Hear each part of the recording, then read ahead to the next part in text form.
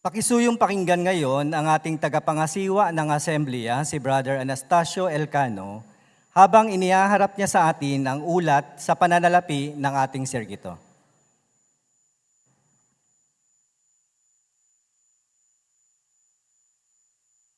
Sa pagkakataong ito, nais naming iulat sa inyo ang kasalukuyang kalagayan ng kwenta ng ating sirkito. Ang ating huling asemblea noong Pebrero 19, 2023 ay natapos na may surplus na 32,540. Kaya naman bago gumawa ng mga kaisyon para sa asembleyang ito, mayroon tayong kabuuang pundo na 98,830.47. Kaugnay sa asembleyang ito, ang kabuang mga gastusin natin ay 133,770. Ang mga kontribusyon na natanggap pa lang natin ngayon ay nagkakahalaga ng 27,793. Sa makatwid, sa puntong ito ay mayroon tayong deficit na 105,977. Nais namin samantalahin ang pagkakataong ito, mga kapatid, para pasalamatan po kayo sa inyong pagiging bukas palad upang matustusan ang gastusin sa asembleyang ito.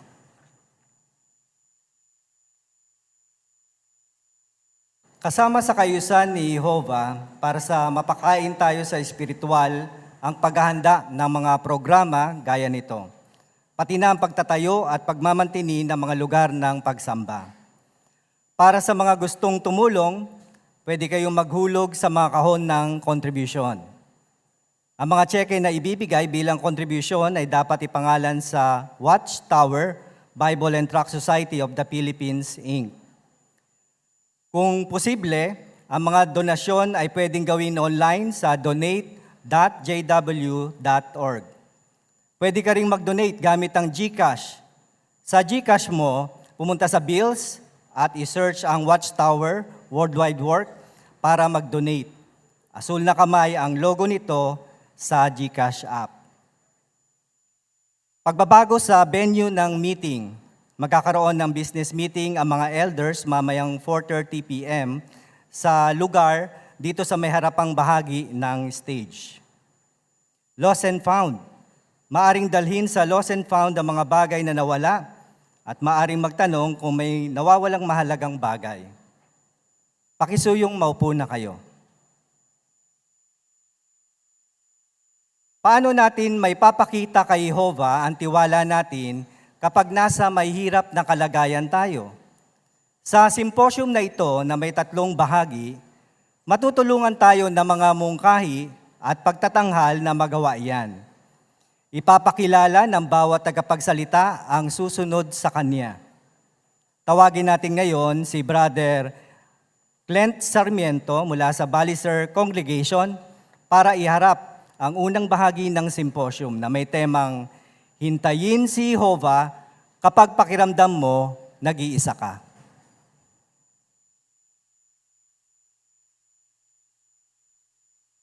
Mga dahilan ng kalungkutan. Pagkasira ng loob na alaala ng mga pagkakamali. Kawalang katarungan dahil sa estado sa buhay. Alam natin na alisin ng Diyos ni Jehovah ang lahat ng mga ito. Pero kapag kasalukuyan nating nararanasan ng mga ito, pinanghihinaan tayo ng loob. At minsan, nasabi natin, bakit napakatagal? Sana dumating na yung kaharian ng Diyos. Kaya patitibayin tayo ngayon na kailangan nating hintayin si Jehovah. Oo, sigurado tayo na malapit ng wakas. At kitang-kita natin na talagang natutupad na ang mga hula sa panahon natin ngayon. Pero katulad ng binanggit sa awit 119, ang talata ay 123, napapagod din tayo sa paghihintay dahil hindi rin tayo mga sakdal. Kaya kailangan natin ng pagtitiis habang hinihintay nating tuparin ng Diyos ni Jehovah ang kanyang mga pangako. Tatalakayin sa simposium na ito kung paano makakatulong ang aklat ng mga awit habang hinihintay nating tuparin ng Diyos ni Jehovah ang kanyang mga pangako. Una, kapag pakiramdam nating nag-iisa tayo. Pangalawa, kapag nakagawa tayo ng mga pagkakamali. At pangatlo, kapag parang nagtatagumpay ang masama. Pag-usapan natin yung una. Ito yung pagkadama ng pag-iisa. Bakit nararamdaman ng ilan na sila ay nag-iisa? Sa ngayon, marami ang nalulungkot kapag nararamdaman nila sila ay nag-iisa. Opo, kaakibat ng pag-iisa ang kalungkutan. Naranasan din ito ni David na binanggit sa Awit Kabanata 25, talatang 16. Naranasan niya maging mag-isa, kaya tinukoy niya ang kanyang sarili na kaawa-awa. Malinaw, naramdaman niya ang kalungkutan. Sa panahon natin ngayon, hindi accepted dito yung ating mga kapatid, tayong mga lingkod ng Diyos ni Jehovah. Binanggit yan sa unang Pedro, Kabanata 5, talatang 9. Maaring maranasan natin o maramdaman natin na tayo ay nag-iisa at malungkot. Kaya bakit nararamdaman ng ilan na sila ay nag-iisa at dahilan ito ng kalungkutan? Marahil ang ilan ay lumipat ng mga bagong kongregasyon at nahihirapan silang humanap ng mga bagong kaibigan. Ang ilan naman ay napawalay sa kanilang mga pamilya o mga magulang. Ang iba naman nating mga kapatid na namatayan, lalo na yung kanilang mga asawa, miss na nila ito. Kaya nakakaramdam sila ng pag-iisa at nalulungkot. Meron din naman tayong mga kapatid na mga baguhan, kapag sila ay pinag-uusig ng kanilang kapamilya, kamag-anak o kaibigan ng mga disaksi, nakakaramdam din sila ng pag-iisa at nalulungkot. O kaya naman, ang ilan nating mga kapatid ay nakatira sa mataong lugar pero literal naman na mag-isa sa kanilang bahay, nakakadama sila ng kalungkutan din.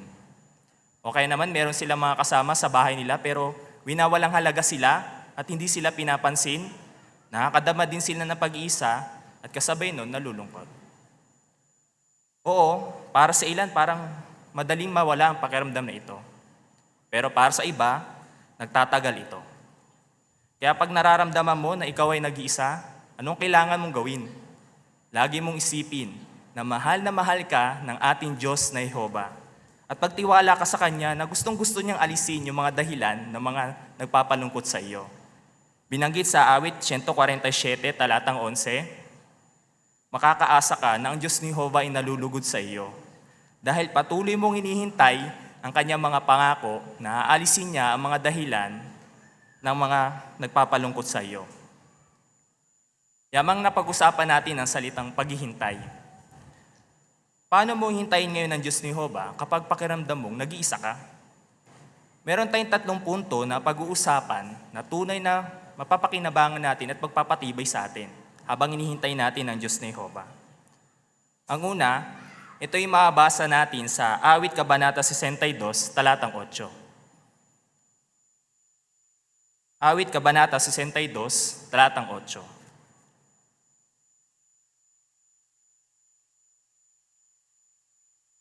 Lagi kayong magtiwala sa Kanya, o bayan. Ibuhos ninyo sa Kanya ang laman ng puso ninyo, ang Diyos ay kanlungan natin. Kukunin natin yung mga salita dito na ibuhos ninyo sa Kanya ang laman ng puso ninyo. Sa papanong paraan? O alam natin, sa pamagitan ng panalangin. Kaya ito yung una. Sabihin kay Jehovah ang nararamdaman mo sa panalangin at tunay na kapag gagawin mo ito, base sa binasa nating teksto, sa bandang huli, mararamdaman natin siya ay tunay na magiging kanlungan para sa atin. Pero ang tanong, paano natin masabi na siya ay kanlungan kapag tayo ay nananalangin sa Kanya?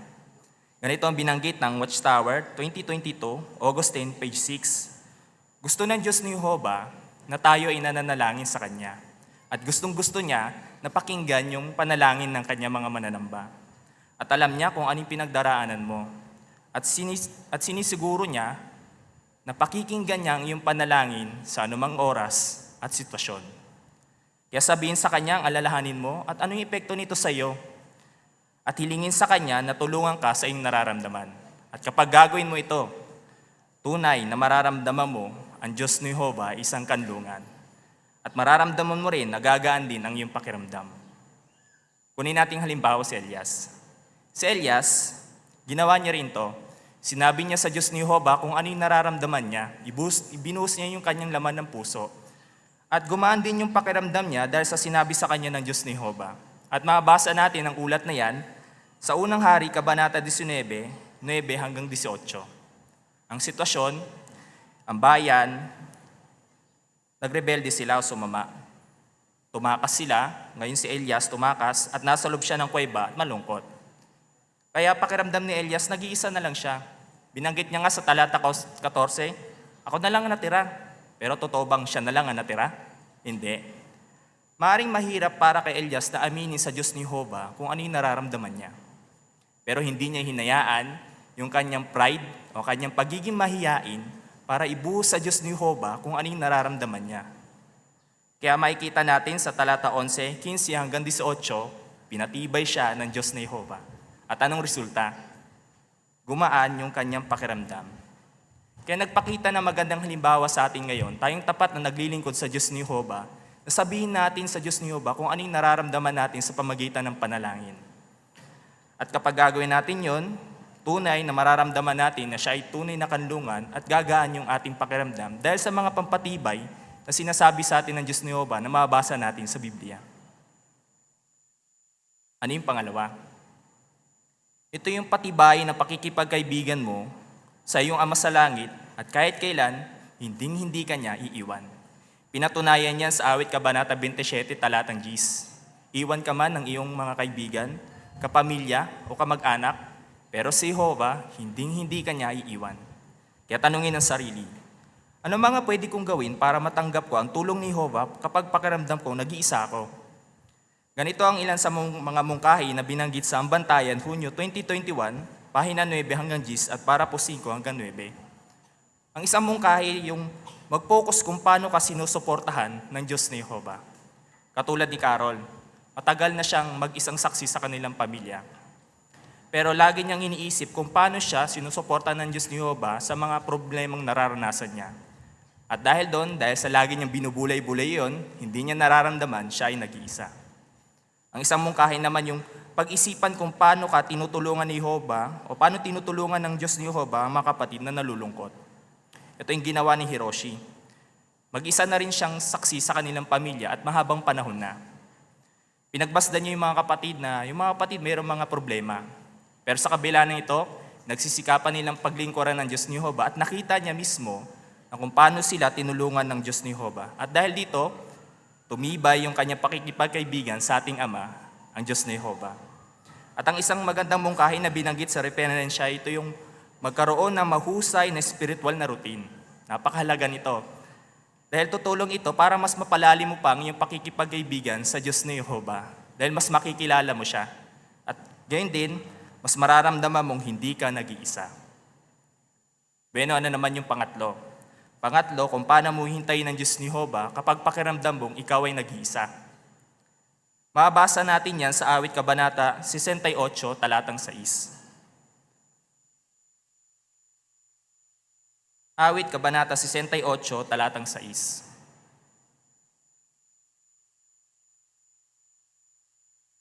Ang Diyos ay nagbibigay ng tahanan sa mga nag-iisa. Pinalalaya niya ang mga bilanggo at pinasagana sila. Pero ang mga sutil ay titira sa tuyot na lupain. Ano daw yung binibigay ng Diyos ni Jehovah sa mga nag-iisa? Opo, tahanan. Sa ibang salin ng ating Biblia, binanggit yung mga salita na pinatatahan ng Diyos sa bahay ang mga nag-iisa. Kaya ano yung tinutukoy dito na tahanan o bahay na binibigay niya sa mga nag-iisa? Walang duda, kundi yung nakikita natin kanyang organisasyon dito sa lupa. Kaya ito po yung pangatlo, spiritual na pamilya. Kaya patibayin mo ang iyong kaugnayan sa spiritual na pamilyang inilalaan sa iyo ng Diyos na Jehovah. Katulad ni Delphine. Naramdaman niya na siya ay nag-iisa noon. Pero dahil sa napatibay siya sa awit kabanata 68, talatang 6, naranasan niya yung tunay na kapanatagan kasama na mayroong masayang malapit na kaugnayan sa Diyos ni Jehovah. Oo, ang spiritual na pamilya na ibinigay sa kanya. At dahil dito, tumulong ito sa kanya na magkaroon ng positibong pananaw sa ating mga kapatid. Dahil na-realize niya na sila ay kanyang spiritual na pamilyang ibinibigay ng Diyos ni Jehovah. Kaya napakahalaga na dumalo tayo sa ating in-person na mga pagpupulong hanggat posible sa kalagayan mo. Kasi kapag gagawin mo ito, mas mararamdaman mong hindi ka nag-iisa at mas mararamdaman mo yung mainit na pag-ibig ng ating mga kapatid bago, kasulukuyan at pagtapos ng ating mga pagpupulong o ang ating mga in-person na mga pagpupulong.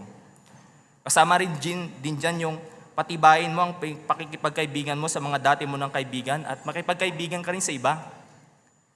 Marahil matagal na kayong hindi nagkita, pero marami ka pa rin matututunan sa Kanya. Mapapatibay ka pa rin sa Kanya.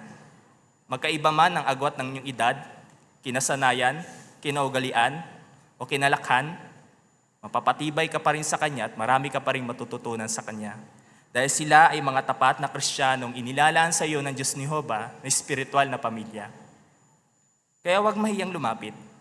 Sa umpisa parang ilang ka pa na sabihin ang nararamdaman mo. Pero ito ang umpisa para magkaroon kayo ng malapit at malalim na pakikipagkaibigan. Saan mo ito maring umpisahan? Maring umpisahan mo ito sa ministeryo. Maring iyain mo siya sa bahay-bahay, magpartner kayo sa RB at study at iyain mo na rin siyang kumain. At kapag gagawin mo mga ito, kahit kailan, hindi mo mararamdaman na ikaw ay nag-iisa. Dahil kasama mo ang ating mga kapatid, katulad sa bulwagan natin ngayon dito sa ating assembly hall. Dahil sila ang espiritual na pamilyang inilalaan sa iyo ng Diyos na Jehovah. Tingnan natin ngayon ng isang brother na nalulungkot dahil pakiramdam niya siya ay nag-iisa.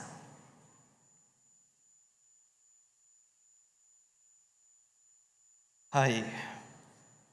Gabi nang nakauwi si Jim sa trabaho, Biyernes ngayon at mag-isa lang siya sa bahay. Wala ring plano sa Jim sa weekend, kaya nagsimula na siyang malungkot.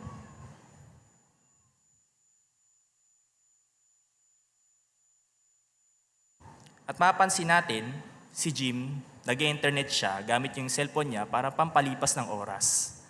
At nakita niya sa isang social media yung picture ng mga kaibigan niya mga saksi na nagagathering at hindi siya invited. Ano ba yan? Lagi na lang akong hindi naimbitahan. Hay, di ko sila kailangan. Iinom na lang ako at magre-relax. Nakikita niyo ba yung posibleng panganib kapag ganitong laging gagawin, Jim? Paano kung makakatulong sa kanyang sinasabi ng mga aklat ng mga awit sa sitwasyon niya? Tingnan natin. Hindi ko kailangang uminom. Ang kailangan ko ay makasama yung mga kaibigan ko at bawas-bawasan yung paggamit ko ng cellphone. At saka, hindi naman totoo na hindi ako laging naiimbitahan. Siguro, hindi lang kasing dalas ng gusto ko.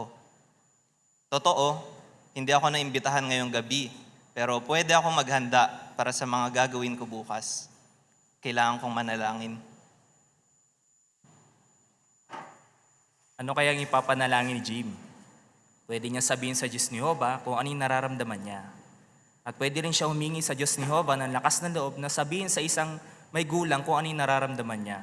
At pwede rin siya humingi ng tulong sa Diyos ni Jehovah na gumawa ng tama sa iba kasi kadalasan mas nakakatulong ito para maalis ang kalungkutan. Amen. Alam kong para magkaroon ako ng tunay na mga kaibigan, dapat ako mismo maging isang tunay na kaibigan. Sinabi yan sa akin dati ni Kuya Scott. Sinabi niya rin kung anong teksto yung nakakatulong sa kanya sa tuwing pakiramdam niya ay mag-isa siya. Nandito yon sa JW Library app ko. Parang nilagyan ko pa nga ng tag yung teksto na yon. Ito, sa awit 68:6. Ang Diyos ay nagbibigay ng tahanan sa mga nag-iisa. Sinabi ni Kuya Scott na noong namatay yung asawa niya, binigyan siya ni Jehovah ng pamilya. Isang pamilya na mga tunay na kaibigan. Pero para magawa yun ni Kuya Scott, kailangan niya na maunang makipag-usap sa kanila. Tamang-tama, tatawagan ko si Kuya Scott at itatanong ko kung may plano ba siya para sa paglilingkod bukas. Siguro, kailangan niya na makakasama. Hello Kuya Scott, kamusta po kayo? Hi, Jim. Okay naman ako. Ikaw, kamusta? Sa totoo lang po kuya, hindi po okay. Gusto ko po sana nang makakausap. Pwede po ba kayo? Sure, Jim. Anong nangyari? Medyo nalulungkot lang po ko kuya. Pero bago ko po makalimutan, may plano po ba kayo para sa paglilingkod bukas? Si Jim mismo ang naunang nakipag-usap sa isang kaibigan para sabihin ang nararamdaman niya. Dahil dito, napatibay siya at napatibay niya rin ang iba.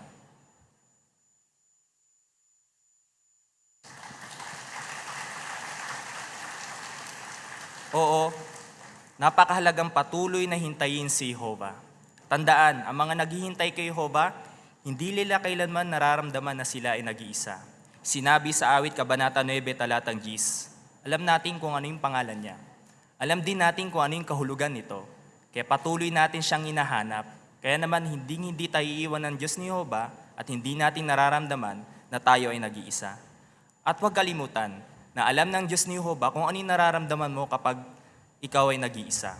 At kadalasan, binibigyan ka niya ng tulong sa pamagitan ng ating mga kapatid. At ang ating mga kapatid, gustong-gusto nila na tulungan ka. Dahil alam nila na part ito ng paggawa ng kalooban niya at part ito ng paglilingkuran nila sa Diyos ni Jehovah. At mahal na mahal din kanila. Huwag tanggihan ang tulong ng mga kapatid.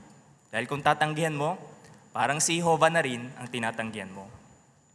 At may papakita mo rin na pinalagan mo ang tulong mula sa Diyos ni Jehovah kung buong makaya mong susuporta ng espiritual na pamilyang inilalaan niya sa iyo. Oo, hindi mo kailanmang mararamdaman na ikaw ay nag-iisa.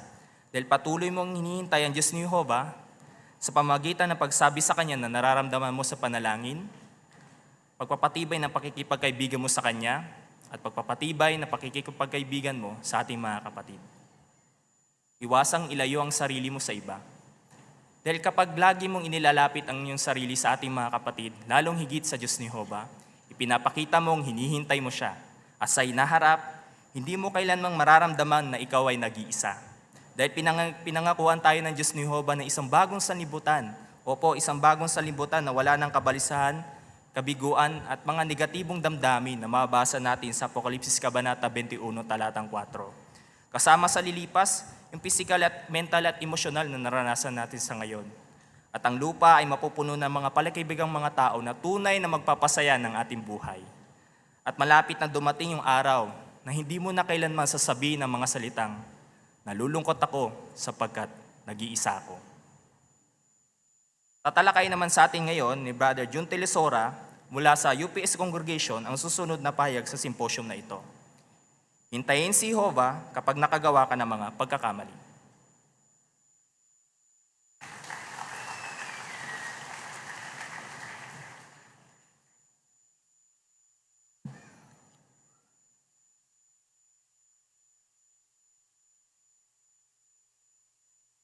Minsan ba ay nabanggit na ninyo sa inyong mga sarili ang mga pananalitang di sin sana? O it might have been? Ayon sa isang kilalang Makata na si J.G. Whittier, isa ito sa malulungkot na pananalitang maaaring bigkasin o isulat ng isang tao. Ang tinutukoy niya dito ay ang mga bagay na pinanghihinayangan natin o mga bagay na pinagsisisihan natin. Na kung may babalik lang natin ang nakaraang panahon, ay nais natin itong baguhin. Ang pagsisisi o panghihinayang ay nagpapahirap sa kalooban dahil sa mga bagay na ating ginawa o hindi natin ginawa. Maaari itong mga hulugang muling tumangis. Lahat tayo ay nakagawa ng mga bagay na gusto nating baguhin kung maibabalik lang natin ang panahon. Marahil ay nasabi nyo sa inyong sarili, sana hindi na lang ito yung ginawa ko. Kung edi sana, iba ang kalagayan ko ngayon. May mga taong nakagawa ng mga pagkakamali o ang iba pa naman ay malulubuhang kasalanan pa nga. Ang ilan, natutong kalimutan ang nakaraan at nagpatuloy sa kanilang buhay. Pero, meron ilan naman na nasisiraan ng loob dahil sa mga pagkakamaling nagawa nila. Isa ka ba sa kanila? Umahad lang ba ang mga damdaming ito ng guilty o nasisiraan ka ba ng loob dahil sa mga kamaliang nagawa mo noon na pinagsisihan mo at humahad lang ito sa iyong kagustuhang mapaglingkuran ang Diyos na Jehovah? Gusto nating maglingkod sa Diyos na Jehovah nang walang nagagawang pagkakamali. Pero imposible yan sa ngayon. Bakit? Dahil sa ating di perpektong katawan. Sa katunayan, si Apostol Pablo, siya mismo ay sumulat sa Aklat ng Roma, Kabanata 18 ng ganito. Gusto kong gawin ang mabuti, pero wala akong kakayahang gawin iyon. Kaya Kahit alam natin na ang Diyos na Jehovah ay Diyos ng pag-ibig, baka maisip natin sa ating sarili na kung karapat-dapat ba tayo sa pagpapatawad niya. Kung nakikipaglaban tayo sa isang kahinaan, baka masiraan tayo ng loob kapag naulit natin iyon. O baka pinagdurusahan natin ang mga epekto na nagawa nating pagkakamali at dahil dito, sobra tayong nakukonsensya. O baka naman nagdududa tayo kung katanggap-tanggap sa Diyos na Jehovah ang ating paglilingkod. Si Haring David, inilarawan niya yung bigat na kanyang nararamdaman nang siya ay nakagawa ng pagkakamali. Sa awit 38:4, ganito ang kanyang paglalarawan. Lampas ulo na ang mga pagkakamali ko, gaya ng mabigat na pasan. Hindi ko na kayang dalhin ang mga ito. Pero paano ba natin hihintayin si Jehovah kapag tayo ay nakagawa ng pagkakamali? Kapag nakagawa tayo ng pagkakamali, kailangan natin hingin ang tulong ni Jehovah at magtiwala sa pangako niyang patatawarin niya tayo. Kailangan nating sundin ang pinagagawa niya para maibalik natin yung mabuting kaugnayan natin sa Kanya. Ipagtapat yung ating kasalanan sa Kanya, humingi ng tawad sa panalangin at itama ang ating mga pagkakamali. Pero paano natin matatanggap ang awa at maibiging kabaitan ni Jehovah? At ano ang sinasabi ng Biblia na dapat natin gawin para magkaroon tayo ng kapayapaan ng isip? Bueno, minsan ba sa inyong buhay ay nadaig ka na ng nakaraang mga pagkakamali? Ano pat iniisip na hindi ka karapat-dapat sa awa ng Diyos? Marahil darama natin ito dahil napakabigat at napakarami na ng ating mga kasalanan. Pero ang totoo, anuman ang nagawa natin noon, maaari tayong magsisi, magbago, at humingi ng tawad sa Diyos na Jehovah.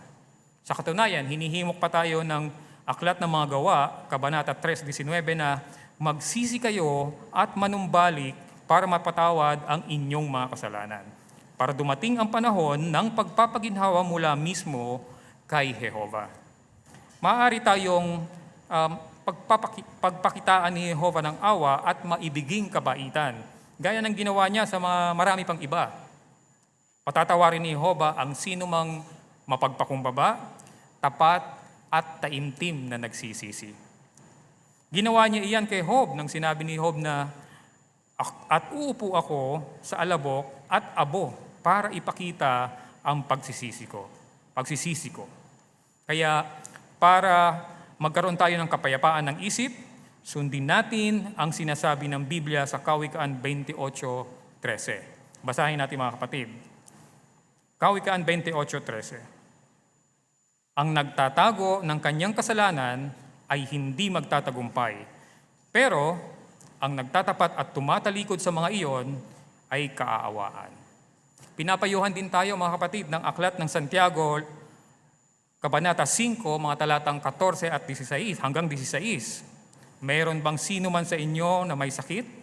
Tawagin niya ang matatandang lalaki sa kongregasyon at ipanalangin nila siya. At pahiran ng langis sa pangalan ni Jehovah.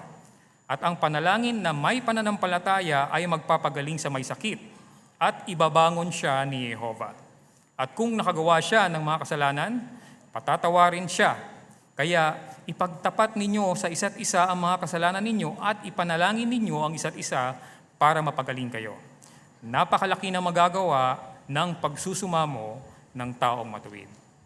Kaya kapag nakagawa tayo ng malubhang kasalanan, kailangan natin ang tulong ng mga elders sa kongregasyon. Sinanay sila para gamitin ang kasulatan para tulungan ang mga nagkasala na gumaling sa espiritual. Kailangan nating ipagtapat sa Diyos ang ating kasalanan, hingin ang kanyang kapatawaran, ituwid ang ating mga pagkakamali.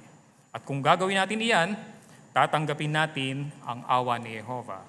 Dahil ayon sa ulat ng Isaiah 55:7, si Jehovah ay magpapatawad ng lubusan. Pero posible kaya na maging masaya tayo sa paglilingkod kahit na nagkakamali tayo? Makikita sa aklat ng mga awit kung bakit pwede pa rin tayong maging masaya sa paglilingkod kay Jehovah kahit na nagkakamali tayo. Talakayin natin ang ilan. Una, hindi nagpo-focus si Jehovah sa mga pagkakamali natin. Basahin natin mga kapatid ang ulat ng awit 130 verse 3. Binanggit doon na kung mga pagkakamali ang binabantayan mo o Diya, o sino Jehova ang makatatayo. Nang ilapit tayo ni Jehova sa Kanya para maging kaibigan niya, alam niya na magkakamali tayo. Kaya hindi tinatandaan ng Diyos na Jehova ang mga kasalanan natin. Sa halip, nakapokus siya doon sa mga kaibig-ibig na mga katangian natin. Ito yung mga katangian na inilapit sa atin ni Jehova o katangiang nakita ni Jehova sa atin nang ilapit tayo sa katotohanan. Pinagpapala din niya yung mga pagsisikap nating labanan ang mga kahinaan natin at nakikita niya yung mga nagawa nating mga pagsulong. Pangalawa, alam ni Jehova ang mga limitasyon natin. Hindi siya umaasa ng higit sa magagawa natin. Tingnan naman natin mga kapatid ang awit 103 verse 13 at 14 na nagsasabi, kung papaanong nagpapakita ng awa ang Ama sa mga anak niya, si Jehova ay nagpapakita ng awa sa mga natatakot sa Kanya dahil alam niya ang pagkakagawa sa atin. Inaalala niya na tayo ay alabok. Hindi kinalilimutan ni Jehova na tayo'y nilalang mula sa alabok, marupok, mahina, at hindi perpekto. Ang pananalitang nalalaman niya ang pagkakagawa sa atin ay nagpapaalala sa atin na itinutulad ng Biblia si Jehova bilang magpapalayok at tayo naman yung mga marurupok na sisidlang luwad na kanyang hinuhubog. Ibinabagay ng Diyos na Jehova ang dakilang magpapalayok yung kanyang pagkilos at pakikitungo sa atin sa kung paano tayo naging mahina, makasalanan at marupok. Binabagay niya rin ito kung paano tayo tumutugon o hindi tumutugon sa kanyang mga patnubay. Isa pa, nauunawaan ni Jehova kung gaano kalakas ang kapangyarihan ng kasalanan. Ang kasalanan ay inilalarawan ng Biblia bilang isang makapangyarihang puwersa na anupat napakahigpit ng pagkakapit nito at nakamamatay. Gaano ba talaga kahigpit ang pagkakahawak ng kasalanan? Sa aklat ng Roma, ganito ipinaliwanag ito ni Apostol Pablo. Tingnan natin ang ilang teksto. Roma 3:9. Binanggit doon na tayo ay nasa ilalim ng kasalanan. Na para bang tayo ay mga sundalo na nasa ilalim ng komandante na sumusunod sa lahat ng utos ng komandante. Roma 5:21. Ang kasalanan ay nagahari sa sangkatauhan. At sa Roma Kabanata 7, mga talatang 17 hanggang 25, binanggit doon na ang kasalanan ay nasa atin. Ito ay patuloy na umuugit sa atin, anupat sa diwa ay sinisikap nitong kontrolin yung ating landasin. Pangalawa, alipin tayo ng kautusan ng kasalanan. Kaya naman alam ni Jehova na ang ganap na pagsunod ay imposible para sa atin, gaano man kataimtim ang ating paghahangad na maidulot ito sa Kanya. Maibigin niyang tinitiyak sa atin na kapag humiling tayo ng Kanyang awa, taglay ang nagsisising puso, ipagkakaloob niya ang kapatawaran. Sa katunayan, sa awit 51:17, sinabi doon na ang handog na nakalulugod sa Diyos ay isang bagbag na puso, ang pusong wasak at durog. O Diyos, hindi mo itatakwil. Oo, hindi kailanman tatanggihan o tatalikuran ng Diyos na Jehova ang isang pusong wasak at durog dahil sa bigat ng panunumbat ng konsensya. Pangatlo, si Jehova ang pinagmumulan ng tunay na kapatawaran. Basahin natin mga kapatid ang awit 130 verse 2 at 4. Sinabi dito, O Jehova, dinggin mo ang tinig ko. Pakinggan mo nawa ang paghingi ko ng tulong, dahil sa iyo ay may tunay na kapatawaran. Pero para ikaw ay lubos na igalang. Si Jehova ay handang magpatawad sa mga kasalanan natin. Dahil sa awa ni Jehova, pwede tayong magkaroon ng malinis na kaugnayan at malinis na konsensya at hindi sobrang masiraan ng loob. Binanggit pa nga iyan ng tulungan ng Diyos na Jehova si Haring David nang ipagtapat ni Haring David ang kanyang kasalanan. Ano ang naging reaksyon ni Haring David? Sa awit 32:5, ganito ang kanyang naging reaksyon. Sa wakas, ipinagtapat ko sa iyo ang kasalanan ko. Hindi ko itinago ang mga pagkakamali ko. At pinatawad mo ang mga pagkakamali ko. Pansinin natin mga kapatid yung terminong pinatawad. Ang terminong pinatawad ang siyang pagkasalin sa isang salitang Hebreo na ang ibig sabihin ay buhatin o kaya naman ay dalhin. Ang pagkagamit dito ay nangangahulugang alisin yung panunumbat ng konsensya, kasalanan at pagsalangsang. Kaya sa katulad na paraan, parang tinutukoy doon sa binasa nating teksto na binuhat ni Jehovah ang kasalanan ni David at inilayo iyon sa kanya. Walang pagsalang, nagdulot ito ng kaibsan sa panunumbat ng konsensya na nagpapahirap kay Haring David. Tayo man ay lubos na makapagtitiwala sa Diyos na Jehovah na naglalayo ng mga kasalanan niyong mga humihiling ng kanyang kapatawaran. Salig sa pananampalataya sa haing pantubos ng Panginoong Hesus. Ikaapat, naglaan si Jehovah ng mga kaibigan, mga may gulang na Kristiyano na makatutulong sa atin kapag nasisiraan tayo ng loob habang nilalabanan natin ang isang kahinaan. Sa awit 54:4, tinukoy rito yung mga kapatid sa kongregasyon na sumusuporta sa Diyos na Jehovah. Kasama ang mga elders at mga hinirang na mga kapatid na hinirang ng Diyos na Jehovah na laging nariyan para tulungan tayo kung tayo ay nasisiraan ng loob sa mga kamaliang nagawa natin. Tingnan natin ngayon ang dalawang sister na magkasama sa ministeryo at pansinin kung paano tinulungan ng isang sister ang kaibigan niyang nasisiraan ng loob dahil sa nagawang pagkakamali. Mali yata yung nagawa ko, yung sinagot ko sa kanya. Mahirap nga yung tanong niya, pero nasagot mo. Di lang siya sumang-ayon, pero sa tingin ko, naintindihan niya yung sagot mula sa Biblia. Salamat sana ganyan din ako, kapositibo. Maganda nga yung naging sagot, para ka nga ang isang pioneer eh. Teka, napag-isipan mo na bang muling bumalik sa pioneering? Hindi ko kasi alam kung kaya ko ba ulit. Dahil ba sa schedule mo? Hindi. Pakiramdam ko kasi hindi pa ako karapat-dapat na maging pioneer ulit dahil sa mga nagawa ko dati. Napalungkot ko si Jehovah, tsaka yung mga kapatid. Tama ba yung naramdaman ni Melissa? Tingnan natin kung paano siya pinatibay ni Rachel pagkatapos nitong manalangin ng tahimik. Alam mo ba na nakagawa rin ako noon ng mga pagkakamali at kinailangan ko rin ng tulong ng mga elder? Talaga? Oo, kabataan ako noon at medyo natagalan din ako bago ko napatawad ng sarili ko. At nahirapan din ako muling sumulong sa espiritual. Hindi ko ma-imagine na nangyari sa'yo yun. Gusto mong malaman kung ano ang nakatulong sa akin? Oo, sige. Pinayuhan ako ng isang kaibigan na pag-isipan ang ulat na sa aklat ng awit. At mula roon ay tingnan ko yung aking nagawang pagkakamali ayon sa paningin ni Jehovah. Ang tekstong pinaka-nakatulong sa akin upang hindi masyadong makonsensya ay ang nasa awit 130:2-4. Gusto mong basahin natin?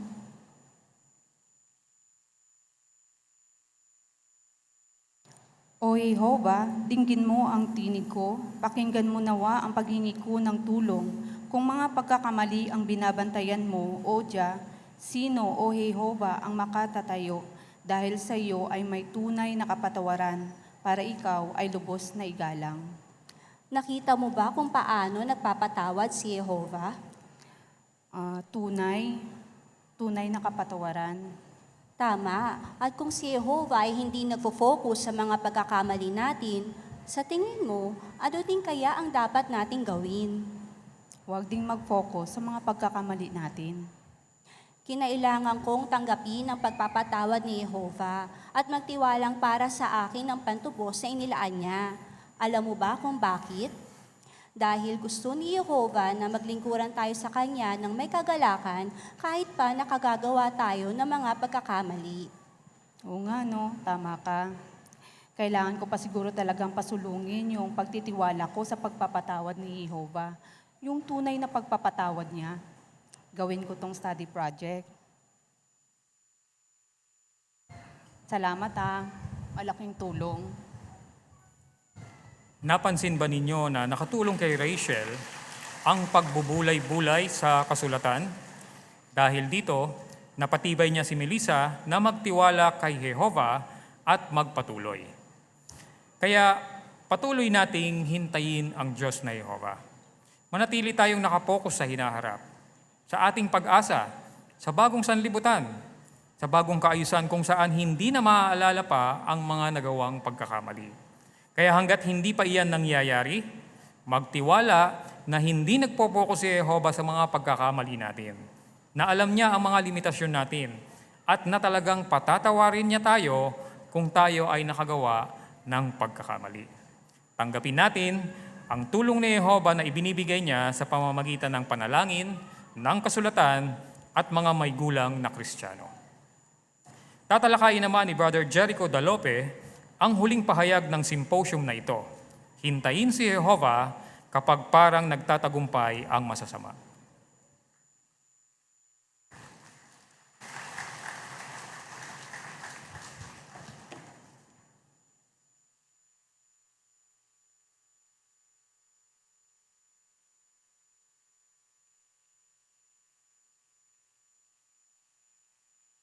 Maraming tao sa ngayon ang may problema sa pinansyal.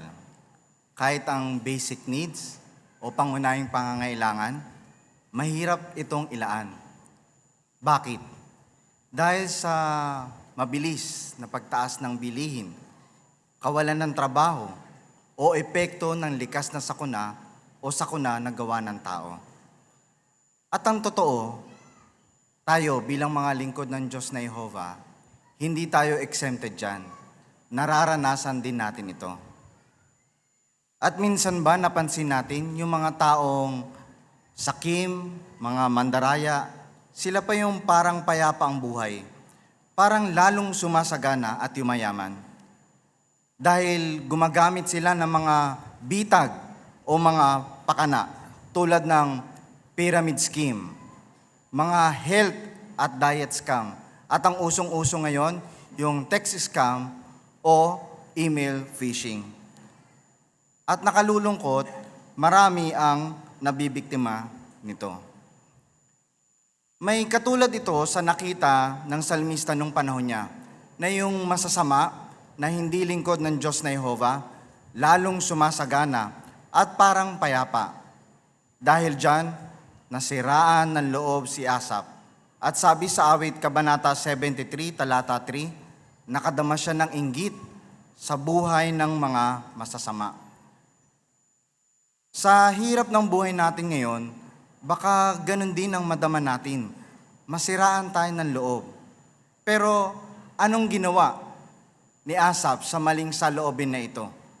Sinasabi sa awit 73, talata 14, na buong araw akong naghihirap at tuwing umaga ay itinutuwid niya ako.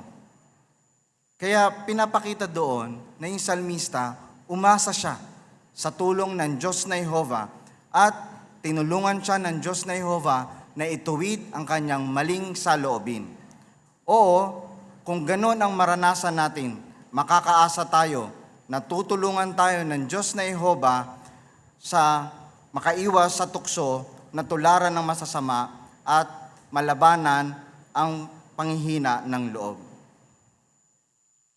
Kaya paano kung parang nagtatagumpay na ang masasama at talagang gumaganda ang kanilang buhay? Anong gagawin natin? Hintayin si Jehovah. Anong gagawin natin para malabanan ang tuksong tularan ng masasama? Pag-usapan natin ang 5 paraan. Ang una na paraan ay isipin ang masasamang resulta ng maling gawain. Huwag tayong magpo-focus sa pansamantalang pakinabang sa paggawa ng mali. Ang totoo, hindi naman talaga panatag ang mga nagtitiwala sa kayamanan. Sinasabi sa awit 73:18 at 19, na ang taong wala sa Diyos ay nasa madulas na lugar na bigla na lang babagsak. Kaya napakapanganib ang epekto ng isa na magtitiwala siya sa kayamanan niya. Kasi kasi pwede niyang maranasan ang hirap o epekto ng pagiging focus sa material na mga bagay. May experience nga niya ang sarap ng pakinabang nito. Pero sinasabi sa atin na pansamantala lamang ito. Bigla itong mawawala at siguradong babagsak ang tao na nakasentro sa material at wala rin siyang magandang kinabukasan. Ang ikalawa, sundin ang mga prinsipyo sa Biblia habang pinaglalaanan mo ang sarili mo. Katulad ng unang prinsipyo sa Ecclesiastes Kabanata 7, talata 12. Ang sabi doon, dahil ang karunungan ay proteksyon, kung paanong ang pera ay proteksyon. Pero ito ang kahigitan ng kaalaman. Iniingatan ng karunungan ang buhay ng nagtataglay nito. Oo, ang pera ay proteksyon. Sa diwa, na ipaglalaanan tayo nito ng mga pangangailangan natin. Yung mga pangangailangan natin na gagamit din natin sa ating pagmiministeryo. Pero kung ang pera ang pangunahin sa buhay ng isa, hindi tama ang pananaw niya sa pera. Dahil ang pera, meron itong hangganan, meron itong limitasyon, at pansamantala lang ang kayang ibigay nito. Sabi sa Kawikaan, Kabanata 18, talatang 11, na kung ang isa ay lubos na nagtitiwala sa material na para bang pader, delikado iyon. Dahil gaya iyon ng matibay na pader. Saan? Nakita niyo dyan? Sa imahinasyon lang niya. Kaya hindi talaga 100% na kayang ipagsanggalang ang pera ang buhay natin. Kaya anong tamang pananaw sa pera? Kapag ginamit natin ang pera, taglay ang makadiyos na karunungan. At sino ang pinaka-best example natin na nagpakita ng mahusay na halimbawa dito? Oo, walang iba kundi ang Panginoong Hesus. Kahit na may kakayahan siya, hindi siya nag-target na maging mayaman. Sa halip, lagi niyang pinapakita sa kanyang paraan ng pamumuhay na inuuna niya ang spiritual na mga bagay. Dahil ginawa niya yan, inuna niya ang kaharian. Anong ginawa ng Diyos na Jehova sa kanya?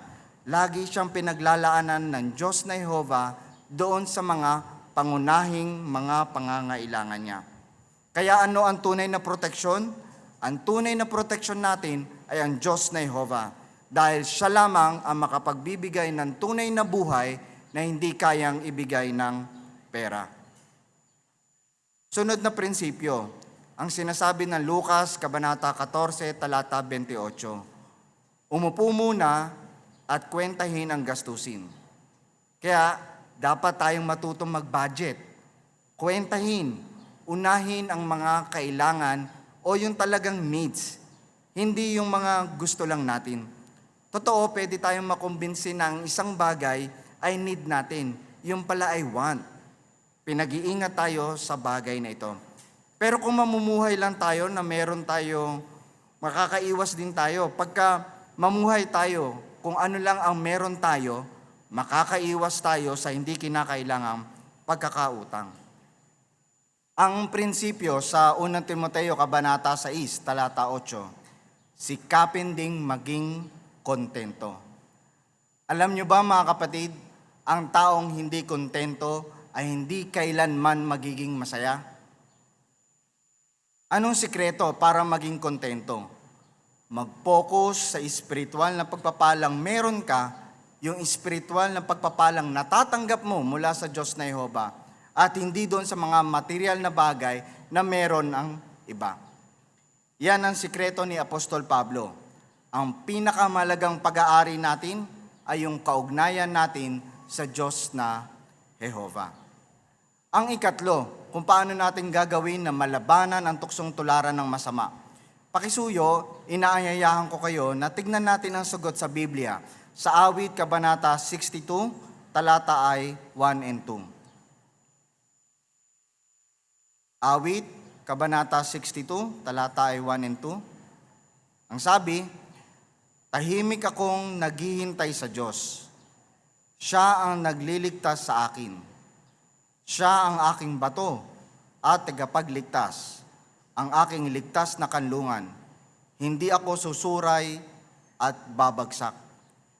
Hindi ba tunay na napatunayan ito ng Diyos na Jehova? Walang lingkod niya ang bumagsak dahil sa gutom at pinabayaan ng organisasyon niya. Tunay, nasasang-ayon kayo na talagang pinaglalaanan ng Diyos na Jehova ang kanyang bayan. Kaya makapagtitiwala tayo na ilalaan sa atin ng Diyos na Jehova ang pangangailangan natin. Oo, normal na makadama tayo ng pag-aalala pagdating sa material na pangangailangan. Naintindihan yan ng Diyos na Jehova kung bakit tayo nag-aalala. Dahil nakikita ng Diyos na Jehova ang mga paghihirap natin. Kaya dapat nating patibayin ang ating personal na kaugnayan sa Diyos na Jehova. Unahin ang pinaka-importanting gawain. Sinabi ng Panginoong Hesus, patuloy na unahin ang kaharian at ang katwiran at ang lahat ng bagay ay ilalaan o ibibigay niya sa atin. Ang ikaapat, basahin natin mga kapatid ang sinasabi sa awit 62:10. Awit, Kabanata 62:10, at alamin natin kung paano natin malalabanan ang tuksong tularan ang masasama. Awit, Kabanata 62, talata ay 10. Ang sabi, huwag kayong magtiwala sa pangingikil o umasa sa pagnanakaw. Kapag dumami ang kayamanan ninyo, huwag ninyong ipako rito ang isip ninyo. Anong tinuturo sa atin ito? Pinapayuhan tayo ng tekstong ito na labanan ang tuksong makisali sa mapandayang mga pakana para lang kumita ng pera. Ang ikalima, tulungan ng iba na tanggihan ang sakim o di tapat na gawain sa mundo. Maging mahusay tayong halimbawa sa ating paraan ng pagsasalita, sa ating paraan ng pagkilos. Mga magulang, ipakita sa inyong mga anak na ang pinakapangunahin at mas mahalaga ay ang mga espiritual na mga bagay sa halip na material na mga bagay. Merong mag-asawang sumunod sa payong ito. Sina Kit at Bonnie ay naging saksi bago gumraduate ng dentistry. Ang mag-asawang ito ay merong 5 anak na babae. Pero papaano nila naipakita na bilang isang magulang na pangunahin sa kanilang espiritual na mga bagay? Imbes na tumanggap sila ng maraming pasyente para maging maalwan ng buhay sana nila, anong ginawa ng magulang na ito? Ginawa nilang simple ang kanilang buhay. Kaunting pasyente lang ang tinatanggap nila. At sabi nga nila, eksakto lang ang pera nila. At natutuhan din nilang maging magtipid. Dahil sa ginawa nila, hindi nahadlangan yung kanilang paglilingkod sa Diyos na Jehova. At ano pang naging resulta? Naging mas malapit sila sa isa't isa, mas nagmahalan sila, at masayang masaya sila. At lahat sila ay nakapaglingkod bilang regular pioneer. Kaya mga magulang, maging mahusay na halimbawa sa inyong mga anak at matatandaan ng inyong mga anak ang ginawa ninyong mga sakripisyo at pag-una sa mga espiritual na bagay at sa kaharian. Kinokomendahan namin kayo mga magulang. Kitang-kita naman ngayon na naisama ninyo sa inyong pamilya dito sa bulwagang ito na kasamang makadalo sa asemblea. Pinapakita nyo lamang na kayo ang umuna sa espiritual. Maaring may mga tinanggihan kayong alok para sa material ng mga pangangailangan ninyo. O maaring umabsent kayo sa inyong mga trabaho. Pero naging mahusay kayong halimbawa sa inyong mga anak dahil sa pag-una ninyo sa espiritual na mga bagay. Mga elder, may biging tulungan ang mga kapatid na natutuksong makisali sa sakim o di tapat na gawain sa mundong ito. Maging matalas ang ating pakiramdam. Kamustahin sila. At ngayon pa lang, sikapin na nating maghanap ng mga publikasyon o literatura na tutulong sa kanila na magkaroon ng tamang pagmalas tungkol sa material na bagay. Ngayon, tignan natin ang isang patatanghal. Natutokso ang isang brother, si Sam, na sumali sa isang pyramid scheme. Tignan kung paano siya tinulungan ng isang elder. Jan, Uy, Sam, Jan, may magandang balita ako. ano yon? Nakakita na ako ng, di ba nabanggit ko sa iyo na naghahanap ako ng trabaho? Yung trabahong makapagpa-pioneer ako, makapag-remote volunteer sa Bethel, at gayon din mapaglalaanan ko yung pamilya ko. Sa tingin ko, Jan, dininig na ni Jehovah yung panalangin ko. Wow, ayos yan Nakakita kasi ako ng magandang pagkakakitaan. Mag-i-invest lang ako ng konting pera at pagkatapos, mag-i-recruit ako ng ibang mag-i-invest at kada recruit ko, meron akong komisyon. Ang kailangan ko lang gawin, hintayin ko lang lumago yung pera ko. Tamang-tama talaga ito sa akin, Jan. Mukhang maganda naman ang motibo ni Sam. Pero, pyramid scheme iyon. Tignan natin kung ano ang ipinayo ni John. Nakakatuwa, Sam, yung pagnanais mo na palawakin pa yung paglilingkod mo kay Jehovah. Pero may nakausap akong brother at may pareho ding alok sa'yo, ganyan din. At nais ko sanang ipakita sa'yo yung ipinakita ko sa kanya. Ito yon yung isang artikulo sa Gumising noong July 22, 2004. Pwede mong basahin yung paragraph na ito? Laging nabubuwag ang pyramid scheme dahil imposibleng gawing tuloy-tuloy ang paglalagap, pangangalap ng bagong mga miyembro. Isaalang-alang ang susunod na kalkulasyon.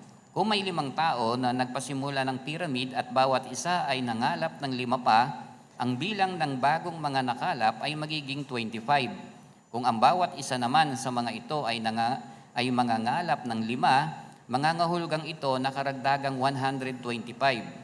Kapag umabot sa 9 na antas ang pangangalap, mayroon ng halos 2 milyong katao na kailangang mangalap ng mahigit na 9 na milyong iba pa. Alam ng mga promotor ng mga pyramid scheme na darating ang punto na imposible nang magdagdagan pa ang bagong mga miyembro. Kapag inakala nilang malapit nang dumating ang puntong iyon, tatakbo na nila yung pera. Ganun pala yun. Binabanggit pa dyan, Sam, upang kumita ka sa pyramid scheme, kailangang mawala ng salapi ang iba. Di ko naisip yan Naalala ko noon, Sam, may mga kapatid na naghirap dahil bumagsak yung pyramid scheme na sinalihan nila. Matagal-tagal din bago nila nakuha ulit yung tiwala ng iba. Salamat yan sa pag-share. Hindi nga talaga maibigin kung i-recruit mo yung iba sa pakanang alam mo na mawawala yung pera nila. Buti na lang ikinuwento ko sa iyo ito bago ko sinimulan.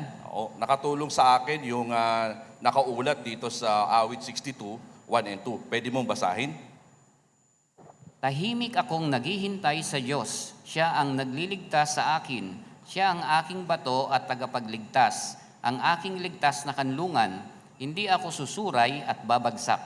Kaya kung maghihintay tayo kay Jehovah at patuloy na aasa sa Kanya, magtitiwala sa Kanya, siguradong ilalaan ni Jehovah sa pinakamagandang paraan ang mga pangangailangan natin.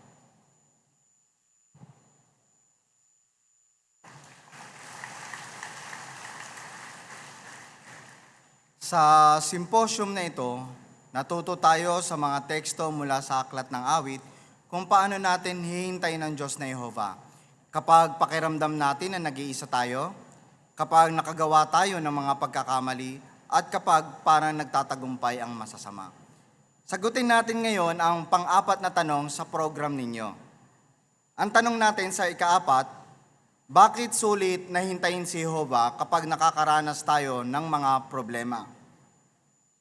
Ang sagot, awit 62, 1 and 2, talata 8 and 10.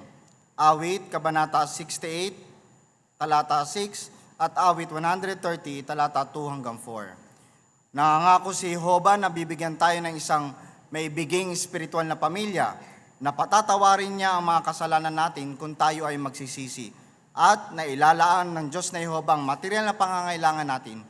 Oo, laging tinutupad ng Diyos na Jehovah ang kanyang pangako.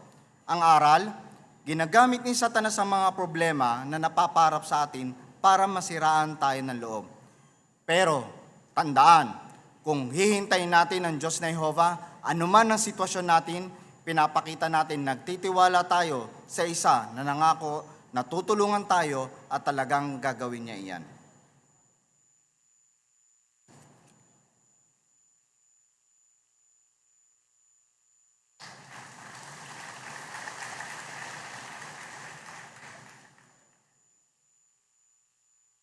Salamat mga kapatid at sa inyong mga kasama. Dumating na tayo sa huling bahagi ng asembleyang ito.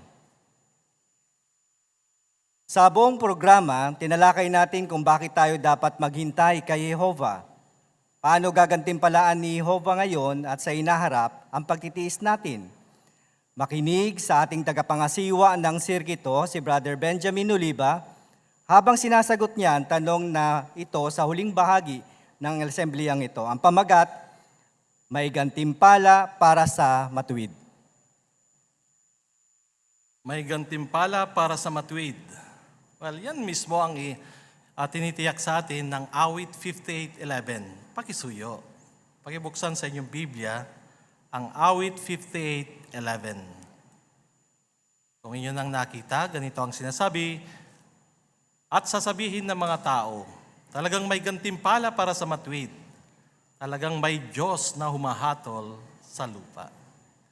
Bueno, sino ba ang may tuturing na mga matuwid na karapat-dapat sa gantimpala? Para sa gayon ay mapabilang tayo na matuwid.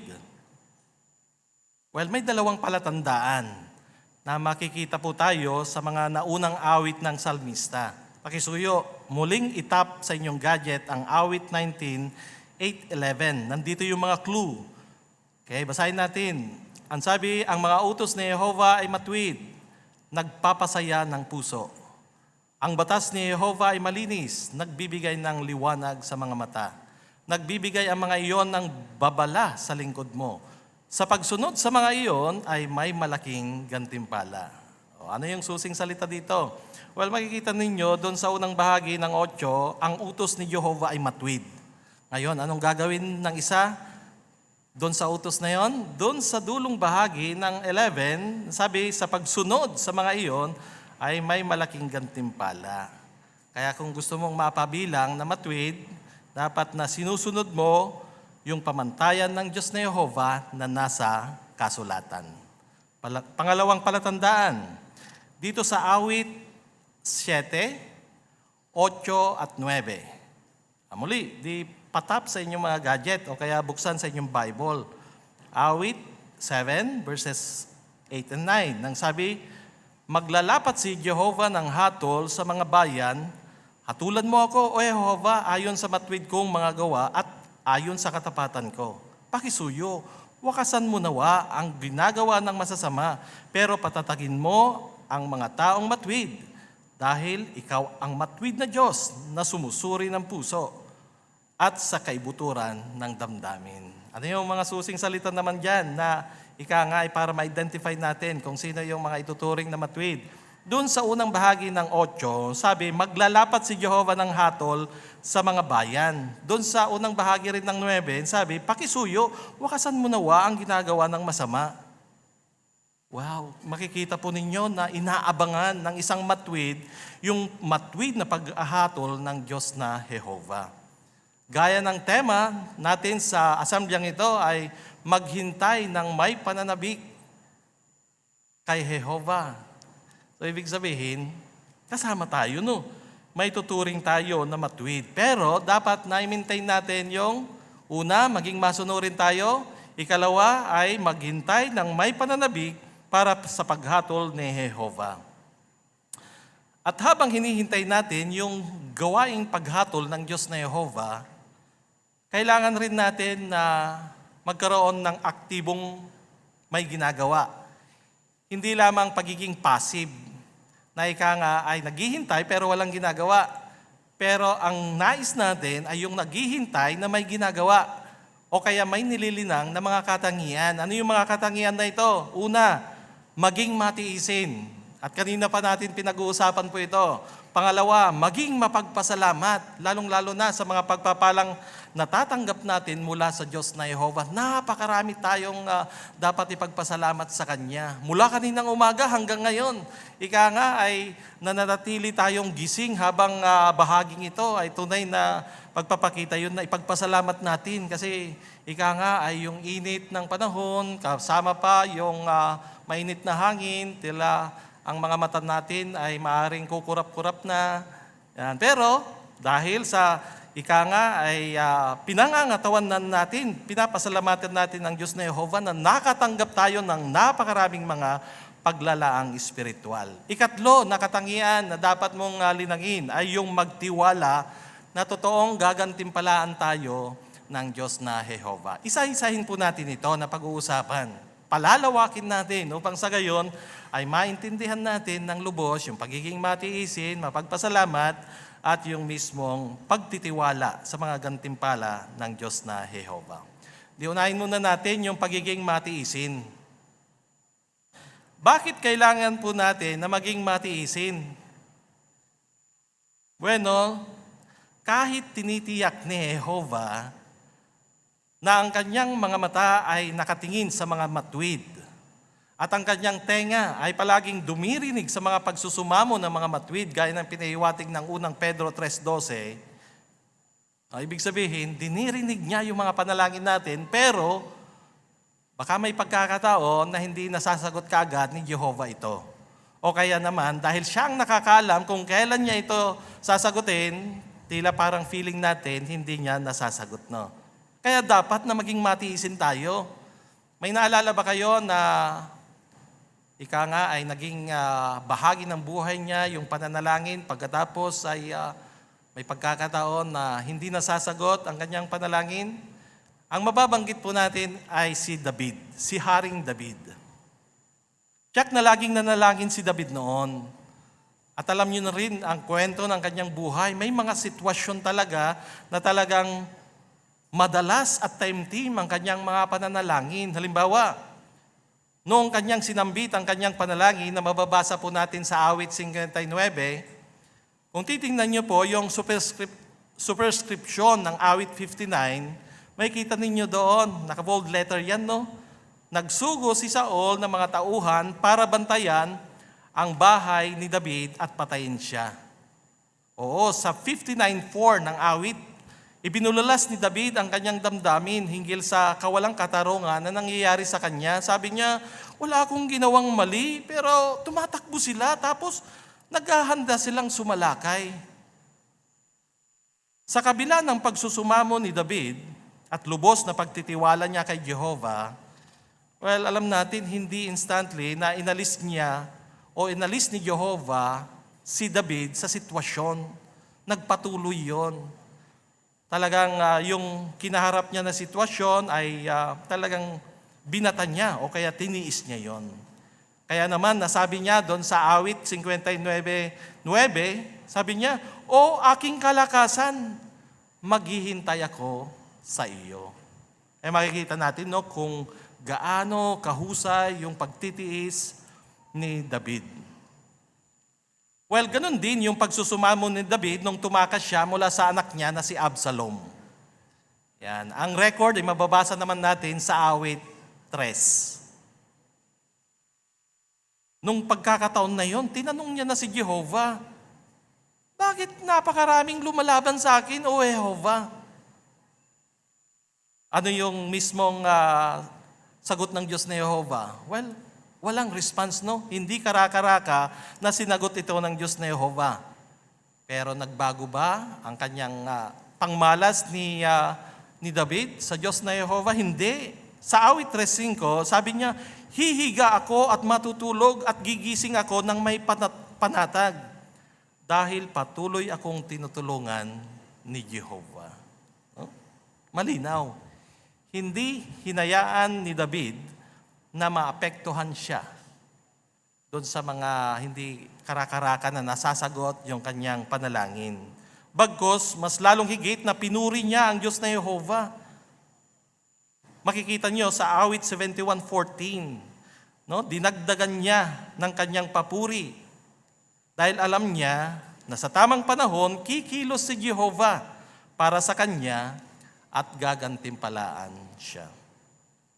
Ang totoo, may mga pagkakataon naman talaga na sadyang mahirap na matyagang maghintay.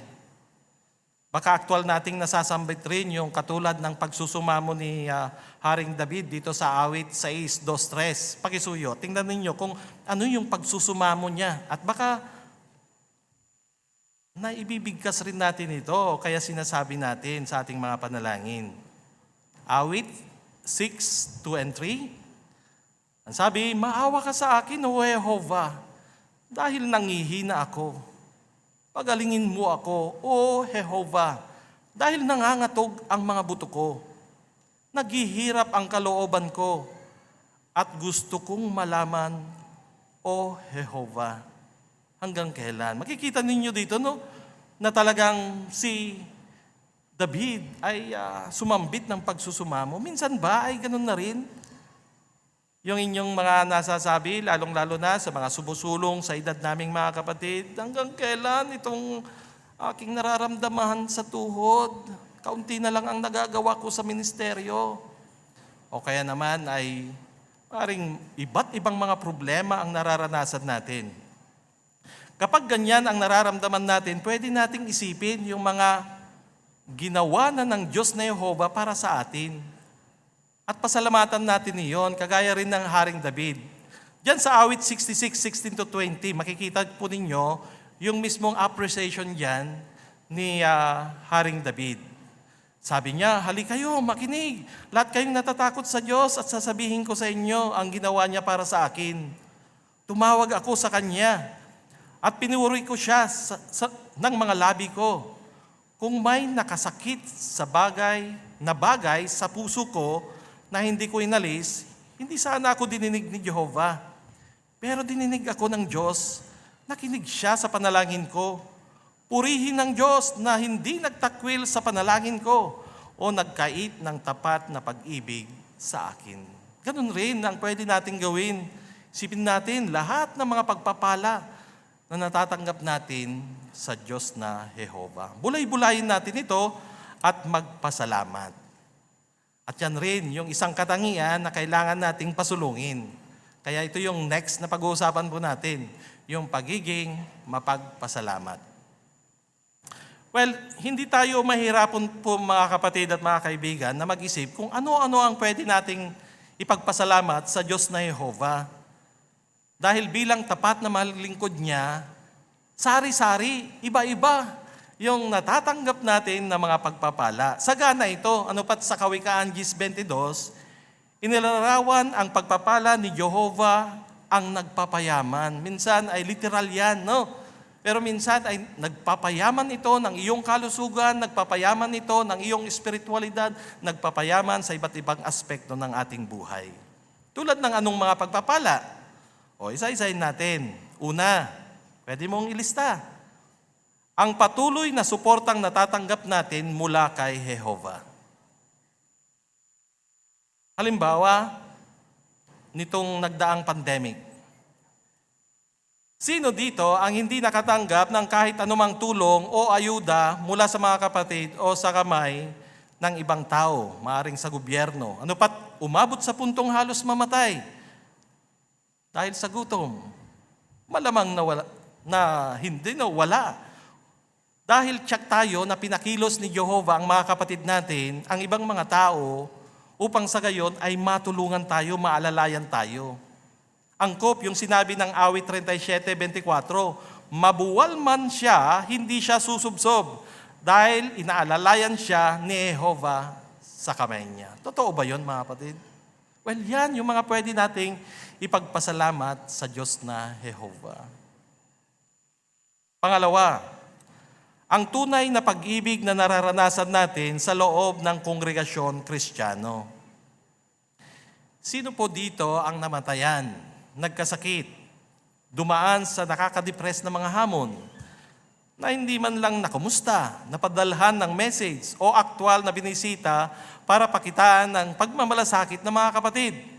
Malamang nawala kasi noon pa man tiniyak na ni Jesus ito na magpakita tayo ng pag-ibig sa isa't isa. Ito ay tanda ng ating tunay na pagiging alagad.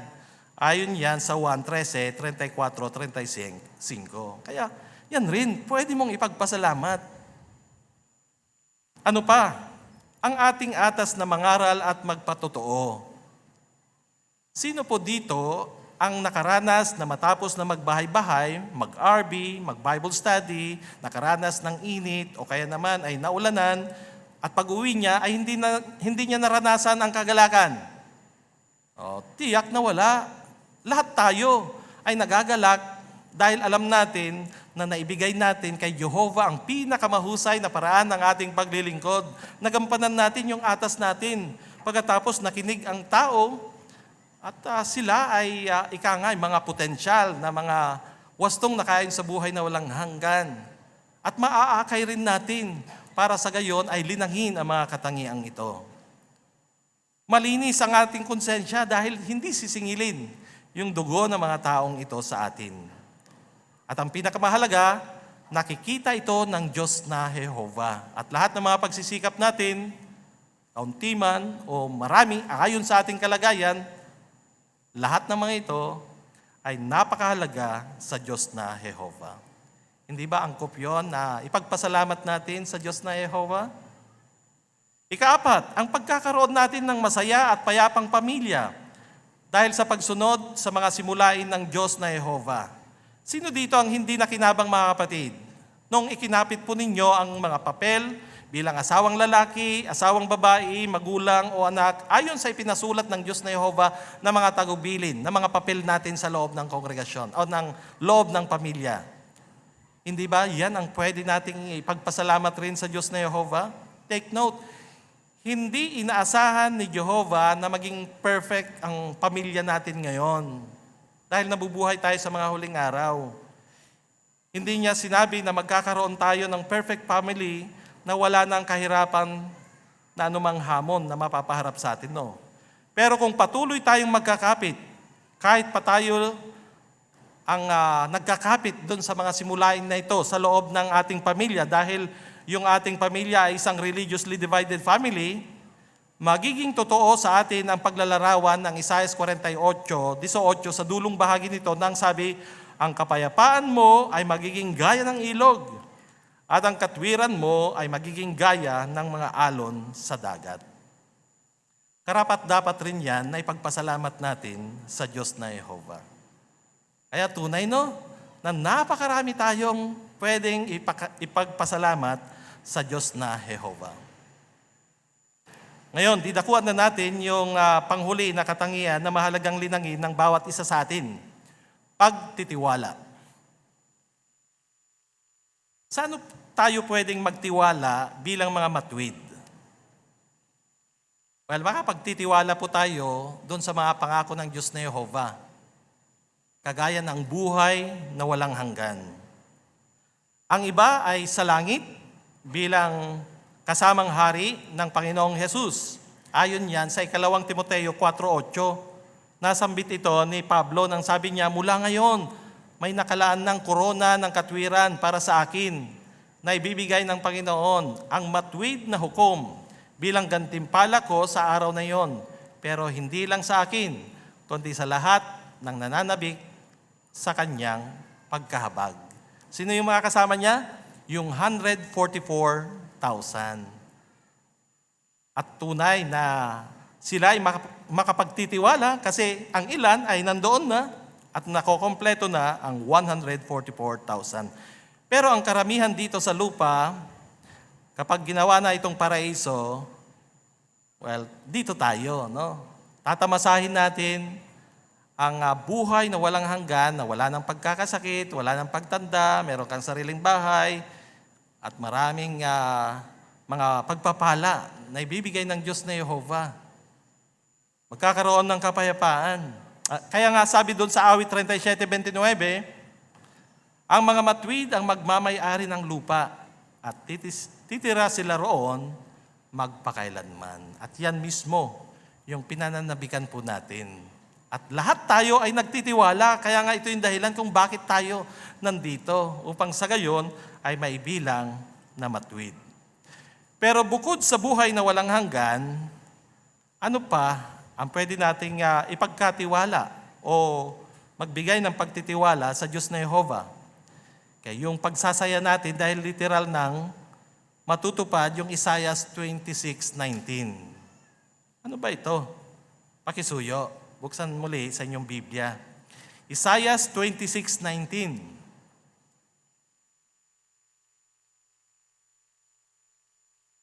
Okay, kung nandiyan na kayo mga kapatid, ang iyong mga patay ay mabubuhay. Ang mga bangkay ng bayan ko ay babangon. Gumising kayo at humiyaw sa kagalakan, kayong mga nakatira sa alubok. Dahil ang hamog mo ay gaya ng hamog ng umaga at hahayaan ng lupa na mabuhay ang mga patay. Well, inilarawan dito ni Propetang Isaias ang nakakaantig damdamin na pagkabuhay muli. At tunay na nakakaaliw ito. Bakit natin nasabi? Dahil ang mga patay ay nasa pinaka-safe na kalagayan. Gaya ng isang sanggol na ipinagsasanggalang sa loob ng kanyang bahay-bata ng ina. Oo, ang pagpapahinga sa libingan ay ganap na iniingatan ng walang hanggang memorya ng Diyos na Jehovah. At darating ang panahon na sila ay gigisingin ng Diyos na Jehovah. Di magtatagal ay bubuhayin silang muli. Ano pat papasok sa isang maligaya at malugod na naghihintay na daigdig na kagayang-kagaya ng pagbati ng isang maibigin at naghihintay na pamilya sa isang bagong silang na sanggol. Kaya masasabi po natin na may pag-asa maging sa harap ng kamatayan. Excited na ba kayo na magkaroon ng napakalaking reunion na makasama natin ang mga minamahal natin sa buhay? Pero bakit tayo makapagtitiwala mga kapatid na mangyayari ito? Yung pagpalakpak nyo kanina ay talagang nananabik kayo na magkaroon na ng reunion sa mga mahal natin sa buhay. Pero bakit tayo makapagtitiwala na mangyayari ito? Bueno, matutulungan po tayo kung tingnan natin yung mismong konteksto o kaya yung mismong konteksto ng Isaiah 26:19. Kasi yung kalagayan noon, nung sinambit ni Propeta Isaiah po ito, ay noong panahong bihag pa sila sa Babylonia. Excited rin silang matupad yung inaasahan nilang pagbabalik sa Jerusalem. Itunulad sila sa babaeng malapit ng mga anak, na bagaman mamimilipit iyon sa sakit, pero inaasahan naman niya ng kaginhawaan at tulong mula sa Diyos na Jehovah, at alam niya na siya lang ang makapaglalaan nito. Well, alam niyo ba na natupad ito noong 537 BCE, nang makabalik ang bayan ng Diyos sa kanilang lupang tinubuan? Dumaan sila sa daan ng kabanalan. Sabik na muling itayo ang templo at isauli ang tunay na pagsamba. Alam niyo rin ba na natupad ito sa ating panahon? Noong 1919, muling natupad ang spiritual na diwa nito dahil muling ibinangon ang dalisay na pagsamba. Kaya ang ibig sabihin nito, tinupad ni Jehovah yung pangakong ito noon at nangyari na. At yung literal na pagkabuhay muli ay mas lalong higit na tutuparin niya sa malapit na hinaharap. Kaya kapag bulay-bulayin natin yung ulat ng Biblia na ito kung paano tinupad ng Diyos na Jehovah ang kanyang mga ipinangako, nagbibigay ito ng tunay na pagtitiwala sa Kanya na anumang mga ipinangako niya, kagaya ng pagkabuhay muli ng mga patay, para sa mga minamahal natin sa buhay ay tunay na mga ngatupad. At hindi ito isang panandali ang reunion. Dahil kung ang mga mahal nating namatay ay gumawa rin ng pagsisikap na maibilang-bilang matwid bago sila matulog sa kamatayan, ibig sabihin, nasa alaala sila ng Diyos na Jehovah. Ang ibig sabihin, nakasulat yung pangalan nila sa aklat ng buhay. Sila ay kabilang sa bubuhayin muli ng Diyos na Jehovah sa inaharap. Kaya hindi ito panandalian. Yung reunion na yan ay talagang pangmatagalan.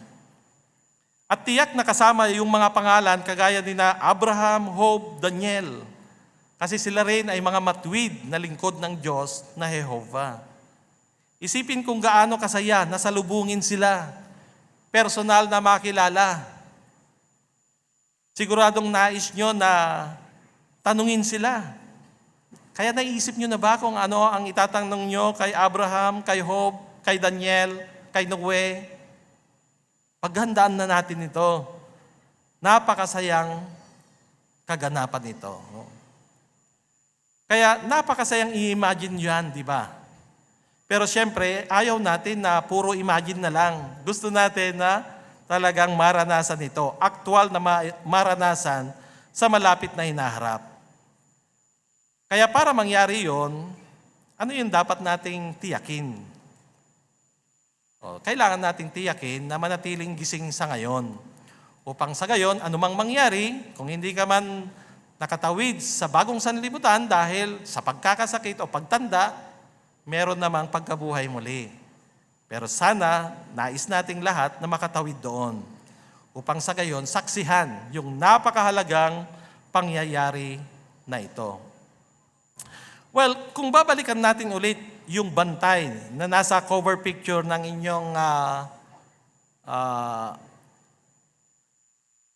yung mismong program natin mga kapatid, well, ipagpalagay na kayo ito.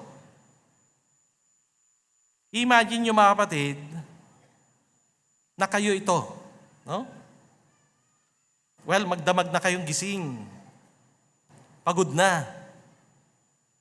Binibilang nyo na ang bawat minuto dahil gusto nyong huwag makatulog bago matapos ang inyong toka sa pagbabantay. Okay. Na-imagine nyo na ba? Well, ganyan ang kalagayan natin ngayon.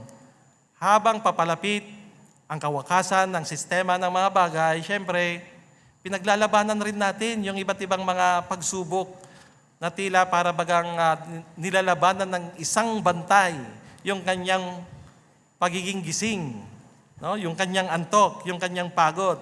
Ganun rin tayo. At tamang-tama dahil kagaya ng ipinahiwatig kanina, may mga kalaban rin tayo. Maalala ninyo yung 3 S na kalaban po natin? Si Satanas, ang sanlibutan, at yung ating sarili. Noon pa man, hanggang ngayon, yan pa rin ang kalaban natin. Halimbawa kay Satanas, sinisikap niyang patulugin ang mga tao ngayon sa spiritual para hindi sila magbigay pansin. Kaya nga karamihan sa mga napapangaralan natin ngayon, kahit gaano pa kahusay yung pagtuturo natin, well, hindi sila nagbibigay pansin. Kasi binulag sila ni Satanas na Diablo. Ika nga ay nais niya na i-inject sa kanilang isipan na talagang yung katotohanan na namamahalan na si Kristo ay hindi totoo. Nililinlang niya sila na aayos pa yung kalagayan sa daigdig, na magkakaroon pa ng kapayapaan at katiwasayan, bunga ng pagsisikap ng tao, hindi yung gobyerno ng Diyos. Bagamat hindi tayo mapaniwala sa mga panlilinlang na ito, pero pwede ba tayong maapektuhan? Oo. Pwedeng maging sagabal sa ating pagbabantay ang kawalang interes ng iba. Baka napapalungkot ka na kasi paulit-ulit na lang na kinokobrehan natin ang ating territory. Pero ganun pa rin, wala silang response. Pwede nitong maapektuhan rin yung pangmalas natin hinggil sa pagkaapurahan ng ating gawaing ministeryo.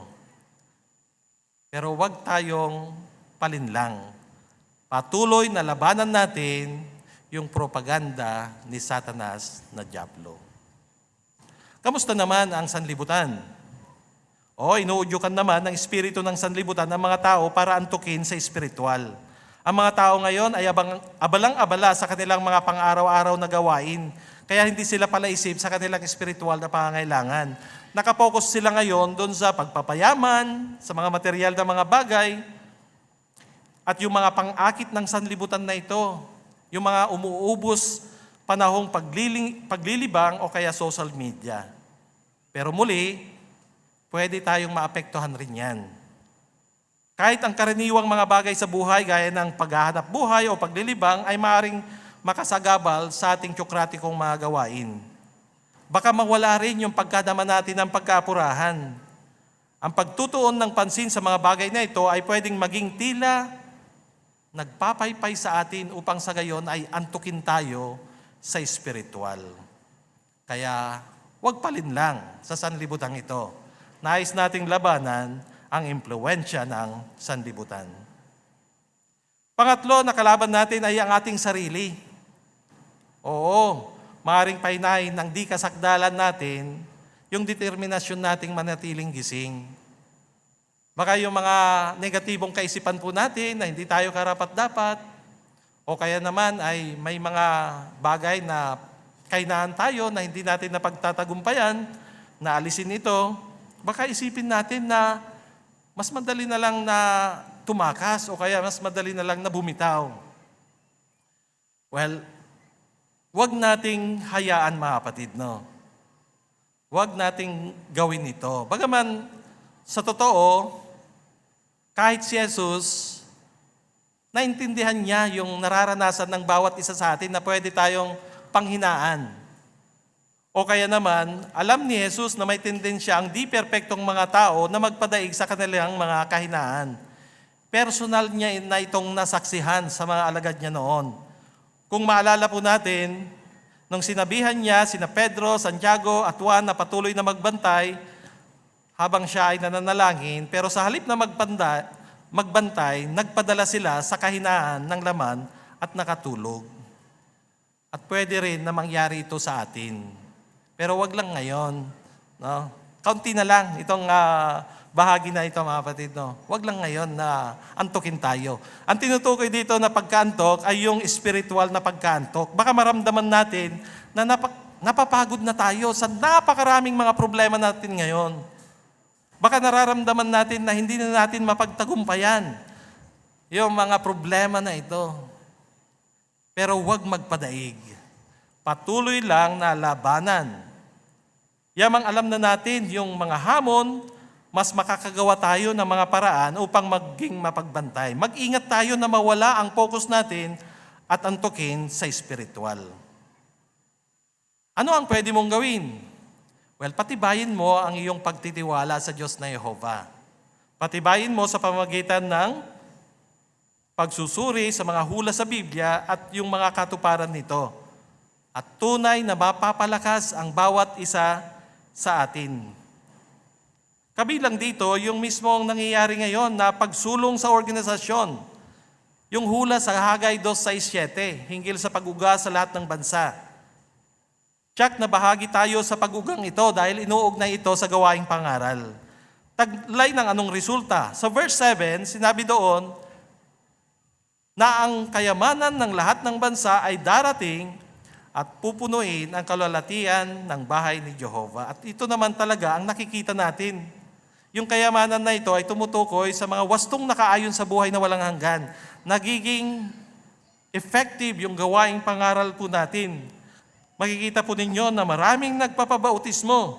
At gusto natin na kumendahan yung mismong 12 na nag-alay at nagpabautismo kaninang umaga. Gusto niyo bang i-welcome sila?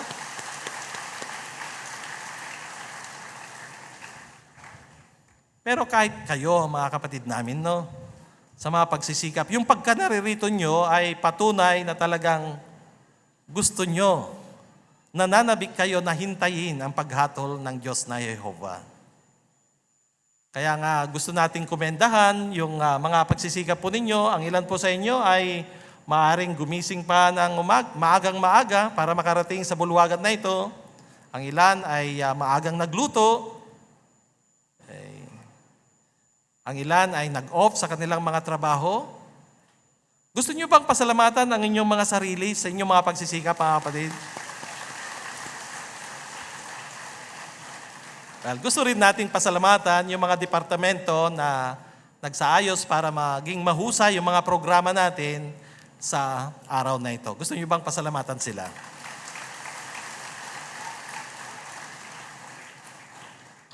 Bueno, sulit na hintayin ang mga gantimpala ni Jehovah. Sa panig ni Jehovah, makatarungan siya at titiyakin niya na sulit yung ginagawa nating paghihintay. Kung excited tayo, excited rin siya. At matyagang naghihintay sa tamang panahon para ipakita ang kanyang kabutihan sa mga matuwid. Tiyak ang ating gantimpala. Huwag lang tayong mainip, syempre. Makakatulong ang pananatili nating abala habang naghihintay at pinapasulong ang mga katangian na dapat nating malinang kagaya ng pagtitiis, mapagpasalamat at pagtitiwala.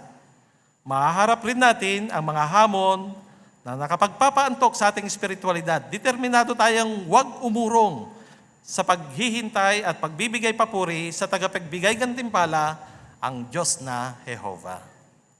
Ngayon, sagutin po natin yung panghuling tanong dyan sa likod ng inyong program, doon sa ikalima. Ano ang dapat gawin para matanggap ang gantimpala para sa matuwid? Sagot, awit 58:11. Dapat nating sundin sa buhay natin ang matuwid na mga pamantayan ni Jehovah, maging matiisin, maging mapagpasalamat, magtiwala sa pagkabuhay muli, at manatiling mapagbantay. Tiyaking laging nakatanim ito sa isip at puso nyo. Ginagantimpalaan ni Jehovah ang mga matuwid. Gaano man tayo katagal maghintay, titiyakin niyang sulit na sulit ang ating paghihintay. Magandang hapon sa inyong lahat.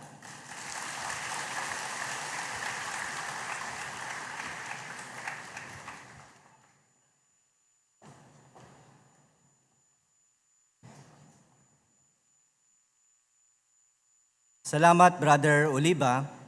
Napatibay ng payag mo ang buong programa ng araw na ito ang determinasyon naming hintayin ng may pananabik ang katuparan ng mga pangako ni Jehovah. Talagang sulit na hintayin ang mga pagpapalang ito. Ang bilang ng dumalo sa panghapong sesyon ay 2,523.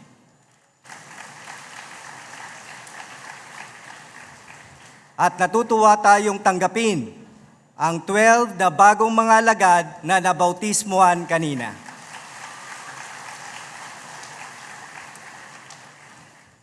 Malaking pag-isikap ang ginawa para sa asembleyang ito ay maging isang nakagiginhawang espiritual na okasyon. Pinahalagaan din natin ang ating maayos na assembly hall at ang lahat na nangangasiwa at nagmamantini nito. Gusto ba ninyong pasalamatan ang lahat ng tumulong para maging matagumpay ang ating asembleya? Tapusin natin ngayon ang ating nakapagpapasiglang asembleyang ito sa pamagitan ng pagtayo at sama-samang pag-awit ng awit bilang 140 na may pamagat na buhay na walang hanggan sa wakas. Pagkatapos ay kakatawanin tayo ni Brother Oliva sa pansarang panalangin. Muli, awit bilang 140.